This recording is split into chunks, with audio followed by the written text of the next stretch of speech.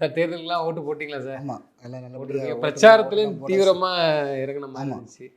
Sir எல்லாரும் பல்வேறு கருத்துக்களை வந்து சொல்கிறாங்க.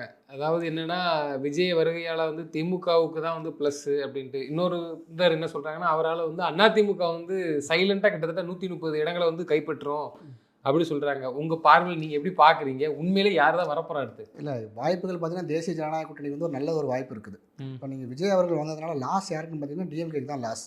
டிஎம்கேலேருந்து ஒரு பகுதியான ஓட்டு யாருக்கு போகுதுன்னா தாவேக. இதை வந்து ரொம்ப நீங்கள் ஆராய்ச்சிலாம் பண்ணணுங்கிற அவசியம் கிடையாது. சமீபத்தில் இந்த செந்தில் வேலன் அவர்களுடைய உள்ள குமுறல்கள் பார்த்தீங்கன்னா பேச்சை தெரியும். பார்த்துருப்போம். அதாவது நம்ம வந்து மற்ற கட்சிக்காரங்க பேசுறது வேறு. இப்போ நீங்கள் என்ன கேட்டிங்கன்னா நான் எந்த கட்சி சார்ந்திருக்கணும் அதுதான் ஜெயிக்குன்னு நான் சொல்லுவேன்.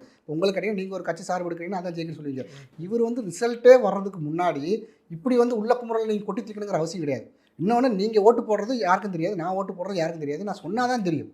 அப்படி இருக்கும்போது வந்து யங்ஸ்டர்ஸ் அத்தனை பேரும் தாவேகாக்கு தான் ஓட்டு போட்டாங்க உங்களுக்கு எப்படி தெரியும்? அப்போ நீங்கள் உங்களோட உளவுத்துறை ரிப்போர்ட் ஒரு ஐபிஐ ரிப்போர்ட்டில் உங்களுக்கு தெரிஞ்சு போச்சு நீங்கள் தோக்க போகிறீங்க அப்படின்னு.